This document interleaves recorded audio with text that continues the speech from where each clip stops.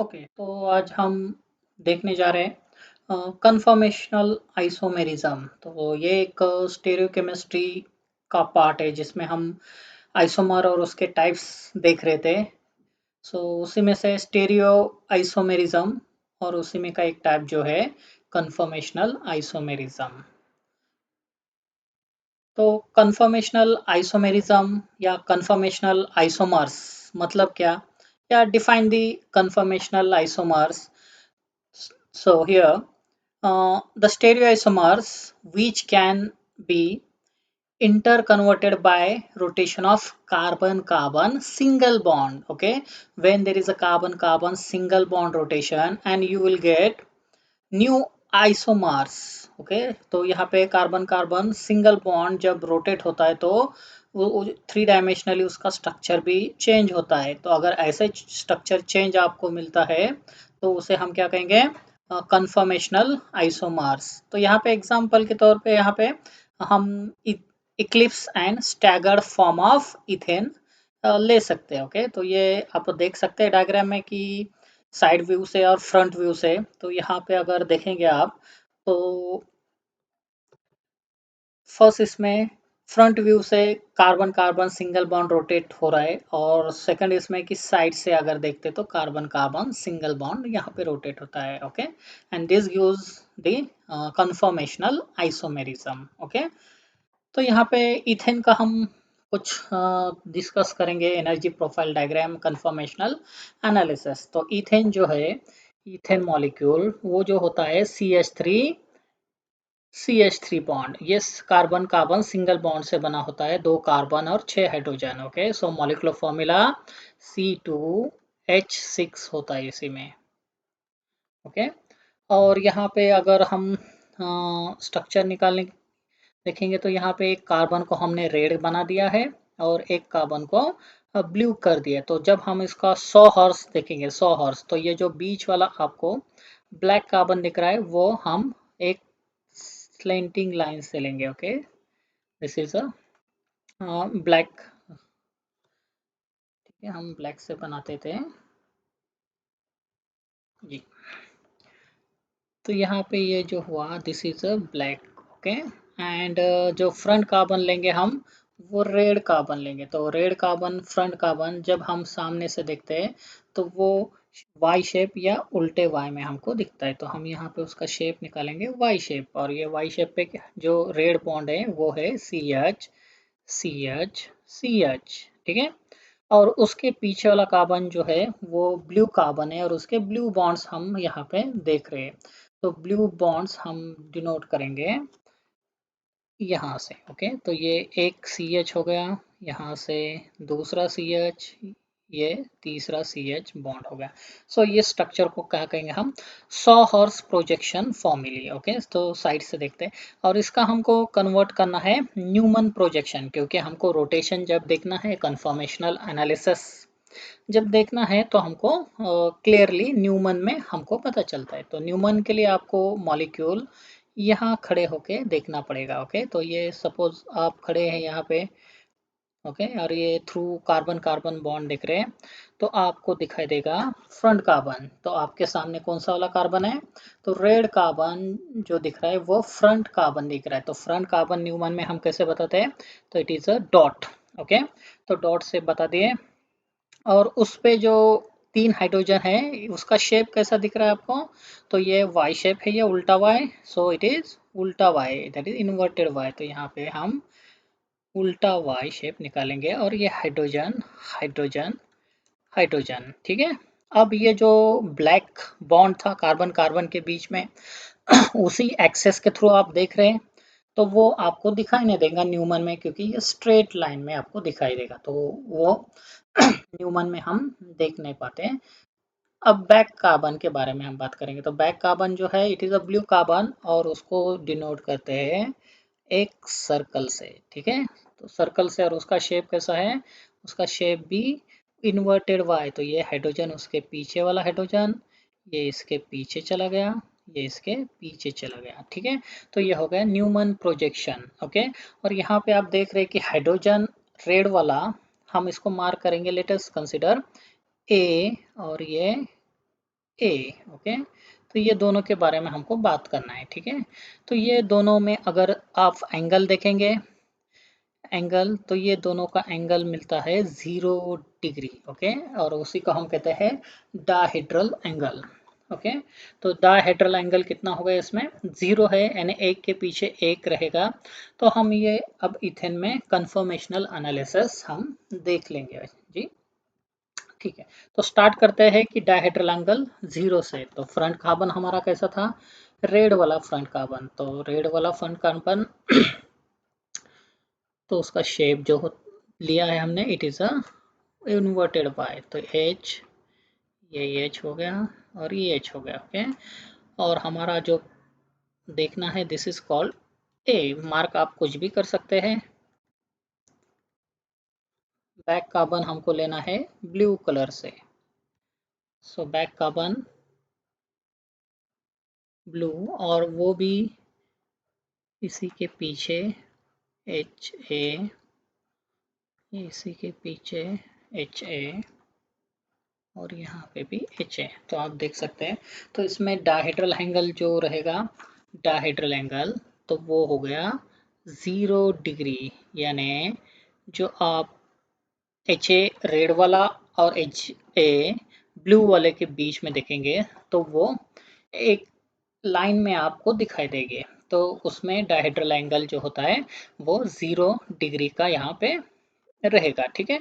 तो हमको यहाँ पे कंफर्मेशनल एनालिसिस करना है। तो हम यहाँ से इस मॉलिक्यूल को रोटेट करेंगे through carbon carbon single bond. तो ओके, तो फ्रंट कार्बन हम रोटेट करते हैं। तो फ्रंट कार्बन कौन है, आपका रेड कार्बन है। तो रेड कार्बन को आपको रोटेट करना है कितने से, 60 डिग्री से, ठीक है, क्लॉकवाइज 60 डिग्री से हम front carbon, okay, called C1 carbon rotate करेंगे। तो फ्रंट कार्बन आपको 60 डिग्री से रोटेट करने के बाद क्या शेप दिखाई देगा, जो एच है वो 60 डिग्री से यहाँ चला जाएगा। तो शेप आपका हो जाएगा वाई शेप। फ्रंट कार्बन का शेप क्या बना अभी, वाई शेप। तो ये एच ए आपका यहाँ आ गया, बाकी H as it is, this is front carbon. Back carbon में कोई चेंज होगा, बैक कार्बन में कोई चेंज नहीं, बैक कार्बन जैसे है वैसा ही है। तो उसके हाइड्रोजन वाई शेप में थे, ये इन्वर्टेड वाई, तो वो इन्वर्टेड वाई में रहेंगे। This is H H H, ठीक है, और ये एच ए। अब देखेंगे हम कि ये दोनों जो एच ए हमने किया है उनमें कितना एंगल हो गया, तो वो एंगल बना है 60 डिग्री, ठीक है। तो यहाँ पे डायहेड्रल एंगल कितना हो गया, एच ए का रेड वाला और ब्लू वाला 60। ओके, अब और हम 60 डिग्री से रोटेट करेंगे फ्रंट कार्बन, ठीक है। तो यहाँ पे 60 डिग्री से हम रोटेट करेंगे। तो 60 डिग्री से क्या हो जाएगा, फ्रंट कार्बन आपका जो रेड वाला कार्बन है वो आपके ब्लू वाले कार्बन से, सो फ्रंट कार्बन शेप कैसा बनेगा, इन्वर्टेड वाई शेप। ओके, तो एच ए आपका यहाँ चला गया 120 डिग्री होने की वजह से, यहाँ पे एच एच हो गया, और ये बैक कार्बन हम बताएंगे ब्लू कलर से। ब्लू कलर उसमें कोई चेंज नहीं है, ठीक है। तो उसमें बैक कार्बन ये जो होगा ब्लू कलर, और उसमें कोई चेंज है नहीं है। तो ये एच ए जैसा है वैसा ही है।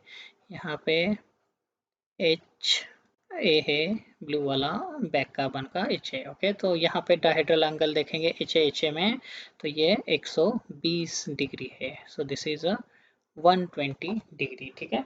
तो यहाँ पे जब हम रोटेट करते हैं तो हमको एक एच ए कंसिडर करना पड़ेगा यहाँ पे, क्योंकि हमने वही हमारा स्टार्टिंग पॉइंट लिया है।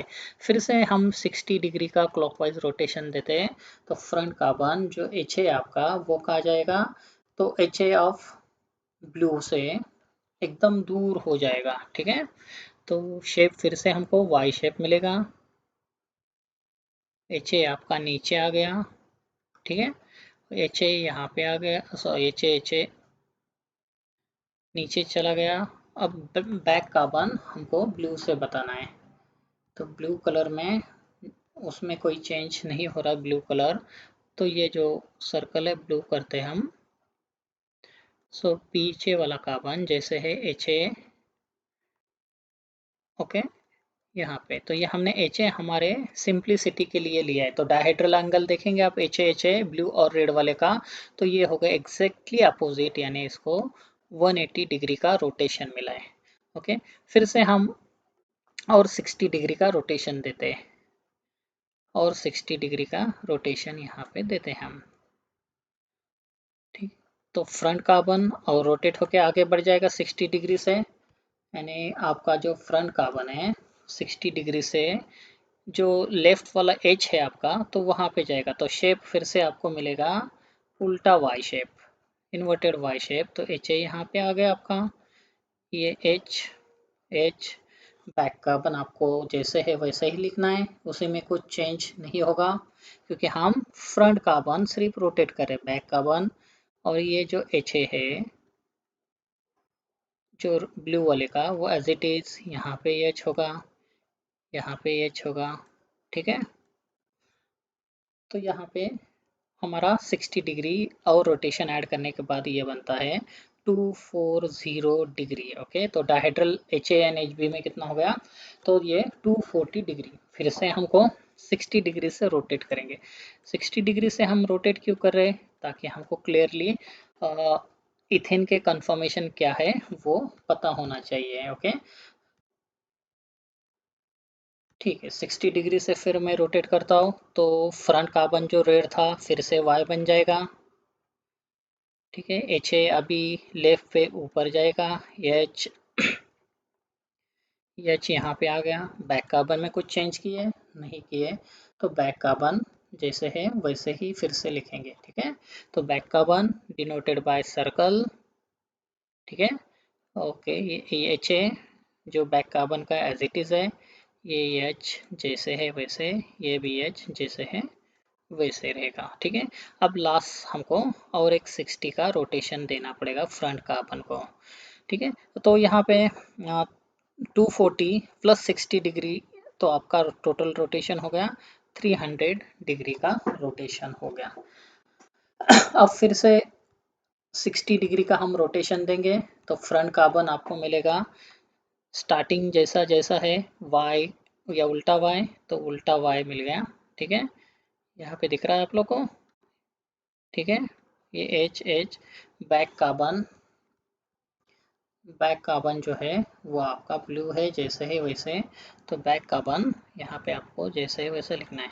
तो ये एच ए इधर आप ये साइड से पीछे लिखिए या पीछे, लेकिन ये एग्जैक्टली पीछे होता है। ओके, स्टार्टिंग में जीरो पे हमने राइट पे लिखा था या लेफ्ट पे, तो कोई बात नहीं है, ये हाइड्रोजन रेड हाइड्रोजन के पीछे है ऐसा माना जाता है। सो टोटल रोटेशन क्या होगा आपका 360 रोटेशन यहाँ पे कंप्लीट हो चुका है। ओके, 360 डिग्री रोटेशन कंप्लीट हो चुका है। तो this is a conformational analysis of ethane.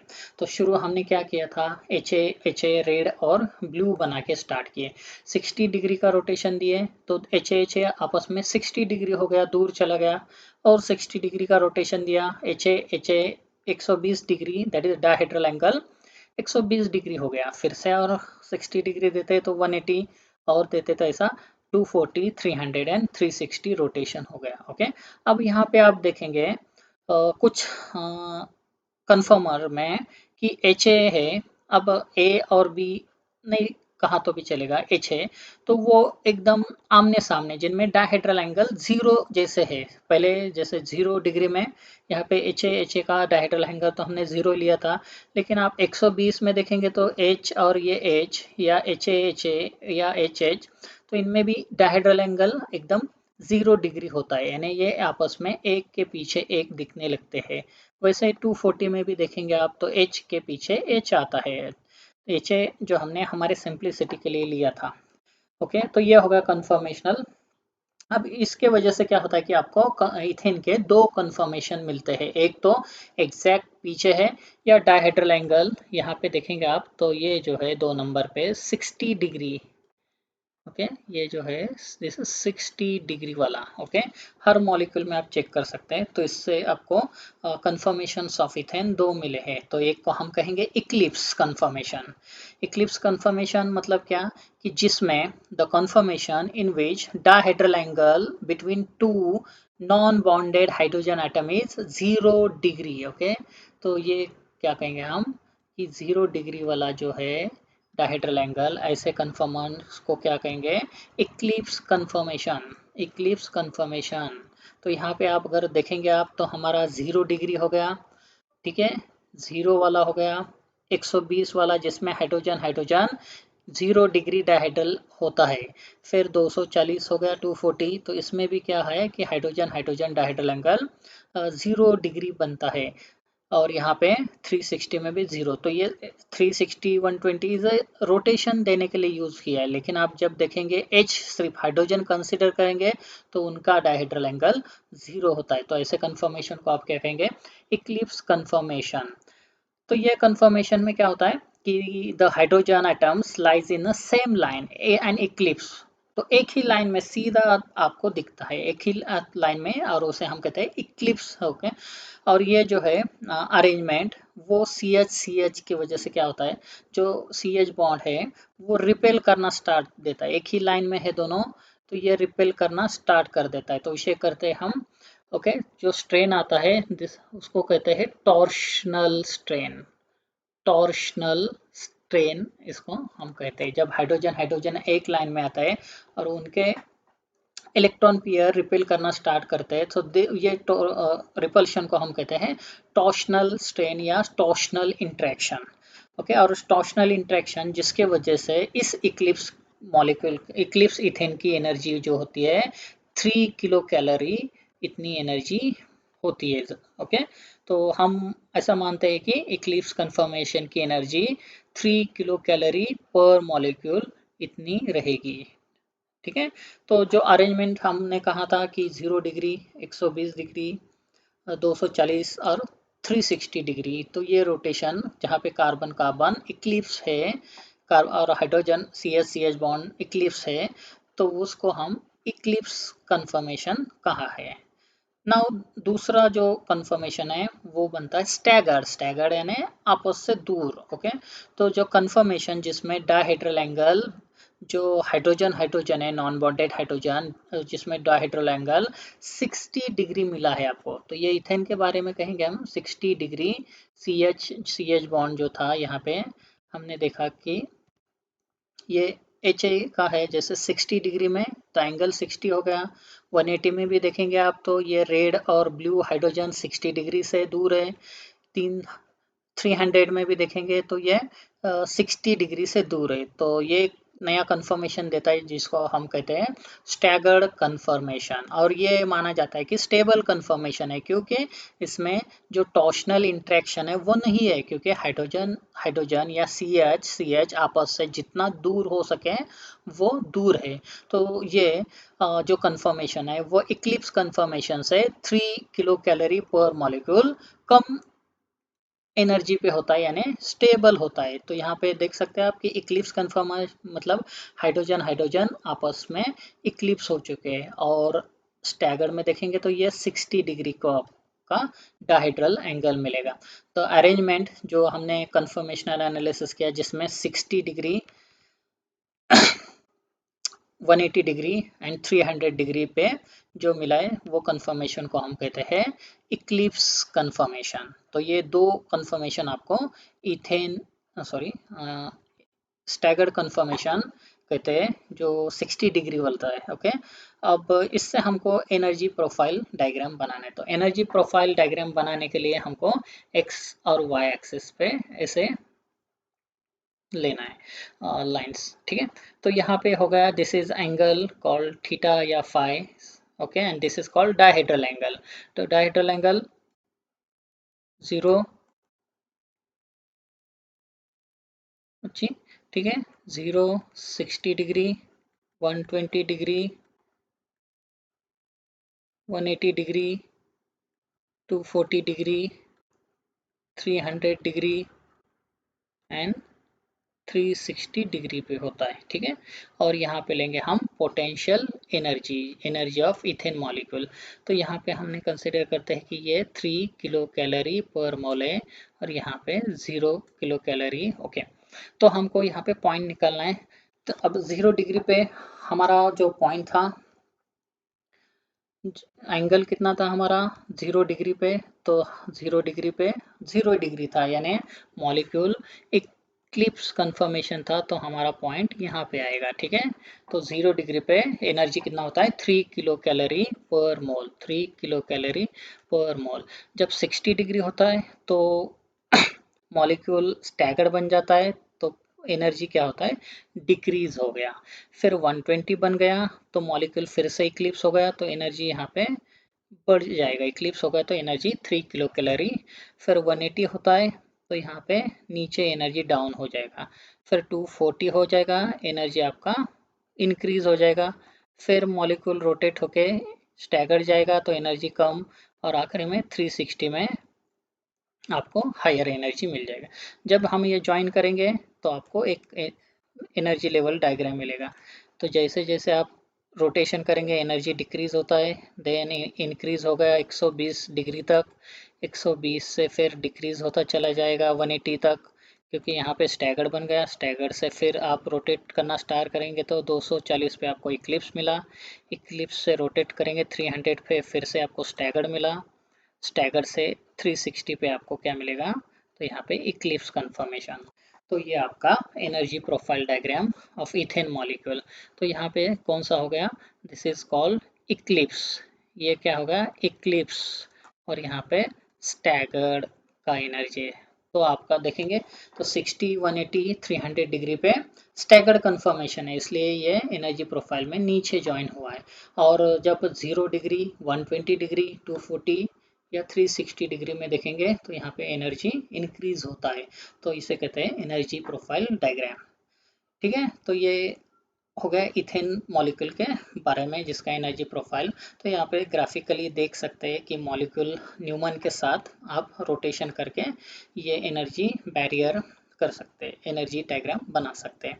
तो यहाँ पे क्या होता है कि जब कन्फर्मेशनल आइसोमेरिज्म होता है, मतलब मॉलिक्यूल कार्बन कार्बन बॉन्ड से रोटेशन करता है, तो ये कब पॉसिबल है, जब इस इथेन को 3 किलो कैलोरी या उससे ज़्यादा एनर्जी मिलता है, या उसके पास उससे ज़्यादा एनर्जी होता है, तो मॉलिक्यूल क्या करना, रोटेशन स्टार्ट करना शुरू करता है, और उससे आपको उसके स्टैगर्ड या इक्लिप्स कन्फर्मेशन मिलता है।